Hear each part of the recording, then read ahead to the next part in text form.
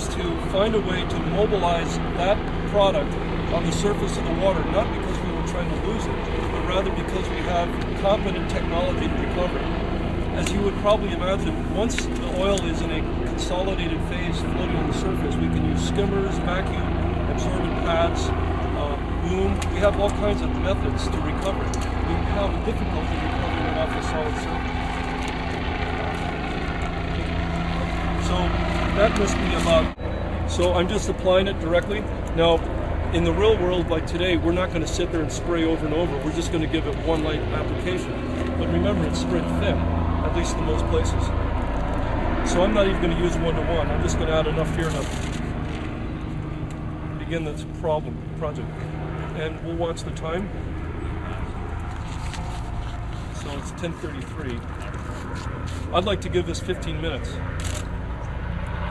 This will be applied by sprayers. These are conventional Hudson sprayers. This would be the nature of the application in the field. It would be a sprayer like that. These are inexpensive, they're easy to operate, they don't take much training, and they are resistant to our solvent. We showed in 15 minutes that the paint could be wiped off with a one-direction swipe using a regular polypropylene pad. We would soak it like this and then wipe the paint, but we did give it a 15-minute spray. That was on dry land, and subsequent to that we went in the water in skiffs. We did not spray, we applied the same type of pad, we just dampened it, kind of like sponged it. Again, waited 15 minutes. Then we wiped one direction, just like you wipe a microscope, one direction swipe, and in a few minutes we were able to get the shiny blue paint beautiful. The interesting thing was they asked us to continue down below the waterline of the ship, which is about 18 inches actually off the water, and we continued wiping our product right on the direct red bottom paint. As a sailboat owner for 35 years in the bay, spent a lot of effort and money getting that paint on. I didn't want to take it off, and thankfully the pads came out clean. We only pulled off oil and not bottom paint. I can't quite explain that. I would have thought that the bottom paint, they're typically ablated, that we might have released some of the paint, but that weathered dry bottom paint is resistant to the solvent. So already, without any mechanical action, you can see we're starting to liquefy. And I will show you in a few moments what will happen when we actually pour that into water. It's softening up. Part of the solid there is actually debris. It's probably plant life. Looks like straw maybe. Pieces of cordgrass. While I'm waiting for this to go, I wanted to mention the research we did back in the 90s included marsh studies where we showed that this product could be used on removing oil from marsh plants. It did have effects on the plants. It was not like it was innocuous, but it was able to remove the oil, and we demonstrated over a period of 7 weeks that the plants would grow back.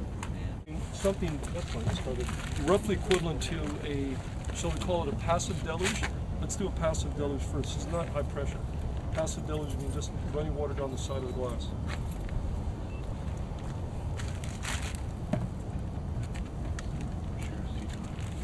And then let's imagine passive deluge includes a little bit of mechanical action, but not much.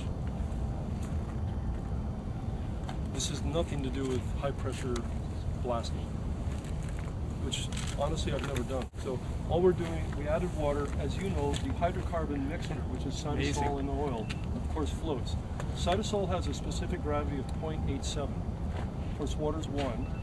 The gravity of that, specific gravity of that fuel oil, what do you think, Ken?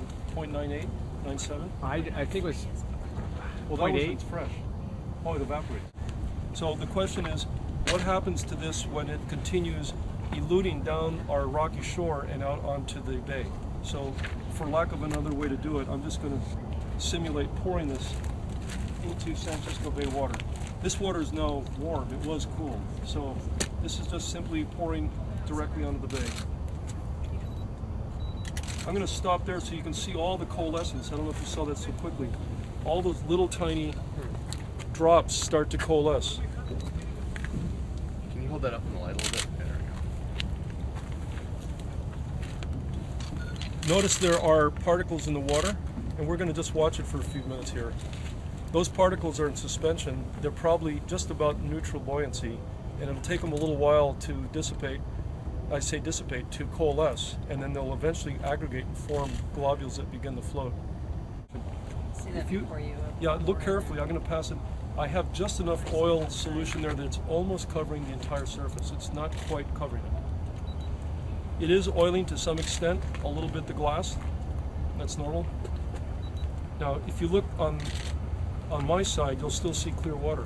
In other words, there's a little area in there where there's not covering.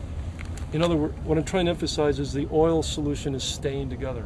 It's not spreading across glass to glass. I'm sorry to emphasize that so much, but it's a common misunderstanding. This stuff wants to stay together. It does not want to disperse, either vertically or horizontally. The droplets that we were worried about have now gone vertical. They've moved up. There's still a little bit going. If we had a small, like Santa Barbara, what's your surf? Like 8 inches to a foot? Yeah, it's about a foot most of the time. Yeah. In Southern California, not here. In Southern California or our bay, you'll get about an 8 inch to 10 to 20 centimeter surf.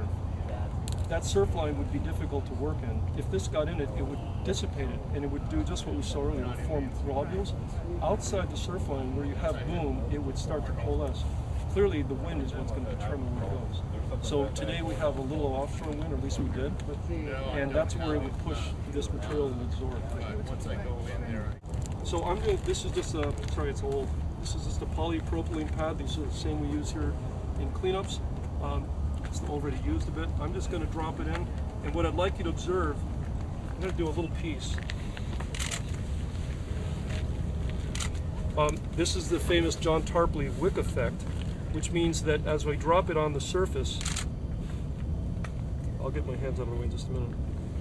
As we drop it on the surface, the oil will flash through the pad. Look at the pad, it's white. Watch it, watch it, watch it, and it comes right through the bottom. So it saturates vertically up. Now, of course, I've got a little piece of a lot of oil. This one's totally saturated. Oops. But even that little piece has pulled up a substantial amount of oil. If you think about square area, that piece of fabric was less than the surface area of the water, and it's already pulled up about half of the material. So I'm going to come back with a larger piece. This simulates the boom, or it would simulate a series of absorbing pads.